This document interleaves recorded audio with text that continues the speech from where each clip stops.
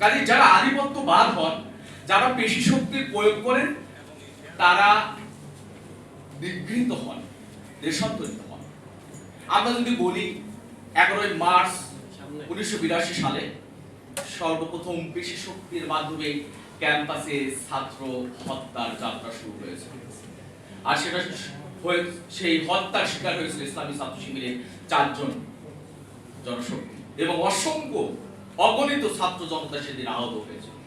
প্রিয় উপস্থিতি, আমরা যদি বলি আধিপত্যবাদের, যেহেতু শর্ট কথা, আধিপত্যবাদের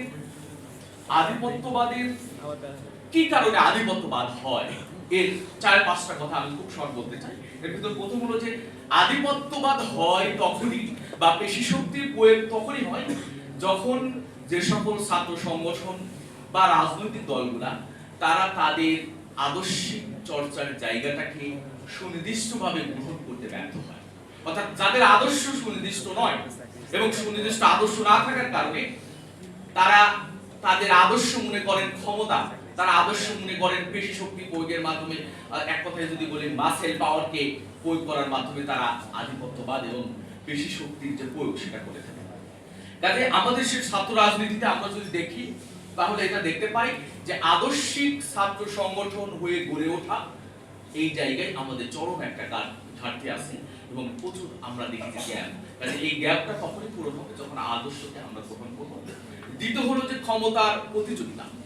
আমরা এটা দেখতে পাচ্ছি যে ক্ষমতার শুধুমাত্র নির্বাচন হয়ে গেছে 12 ফেব্রুয়ারিতে, এরপরে অলরেডি বাংলাদেশে শুধু বিরোধী দলীয় এরকম একাধিক ব্যক্তিকে হত্যা করা হয়েছে এবং আমরা গতকালকেও দেখেছি একজন ব্যক্তি মারা গিয়েছে যিনি হলেন বিরোধী দল হিসেবে মাঠে ময়দানে ভূমিকা রাখতেছেন।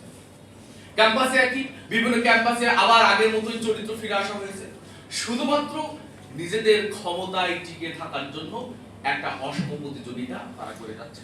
তৃতীয়ত হলো যে রাজনৈতিক সংস্কৃতির প্রভাব, অর্থাৎ এটা হলো আমি মনে করি বাংলাদেশের ছাত্র রাজনীতির আধিপত্য এবং পেশি শক্তি প্রয়োগ করে যে কালচার, এটা গড়ে ওঠার মূল জায়গা হলো বাংলাদেশের ছাত্র রাজনীতিতে বড়দের রাজনীতি দ্বারা প্রভাবিত হওয়া, যেটা আমরা স্পষ্ট দেখতে পাচ্ছি যে অন্যদের বড়দের, এক কথায় বলি যে জাতীয় রাজনীতি যে সকল দল করে থাকেন সেই সকল দলের ব্যক্তিদেরকে প্রোটোকল দেয়া, সেই দলের ব্যক্তিদেরকে প্রতিষ্ঠিত করা, সেই সকল দলের এজেন্ডা বাস্তবায়নের জন্য ছাত্র নেতাদেরকে স্পষ্ট মাঠে থাকা, আর এর জন্য বিরোধী যে ছাত্র সংগঠন বা সমমনা ছাত্র সংগঠন বা অন্য ছাত্র সংগঠনের প্রতি নগ্ন হস্তক্ষেপ, পেশি শক্তি প্রয়োগ এবং আধিপত্যের বাস্তবায়নের জন্য বিভিন্ন রকমের কর্মকাণ্ড করে থাকেন।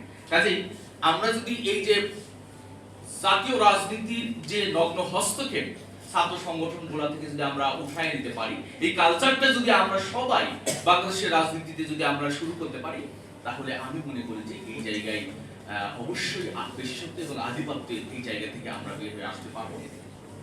সংগঠনের নেতৃত্ব তৈরির ক্ষেত্রে সংকট, অর্থাৎ সংগঠন যে বিষয়টাকে বেশি ফোকাস করার কথা ছিল, যেমন মেধা, নৈতিকতা এবং সাংগঠনিক প্রজ্ঞা এবং উদার মানসিকতা পোষণ করেন সকল রাজনৈতিক সংগঠনের সাথে নিয়ে চলার মানসিকতা যাদের আছে, এরকম নেতৃত্ব তৈরির ক্ষেত্রে চরম একটি ঘাটতি আমরা দেখতে পাই।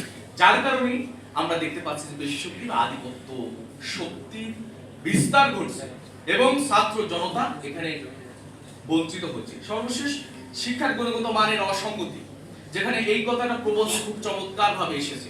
আমরা এইটা প্রত্যাশা করি ইসলামী ছাত্র শিবির যখন 5 আগস্টের পরে বিভিন্ন ক্যাম্পাসে তাদের কার্যক্রমকে মিডিয়ায় নিয়ে আসতেছিলেন, তখন আমরা এই বিষয়টাকে দেখেছি যে আমাদেরকে বারবার প্রশ্ন করা হচ্ছিল যে ছাত্র শিবির ছাত্র রাজনীতিতে কি কি সংস্কার নিয়ে আসছে।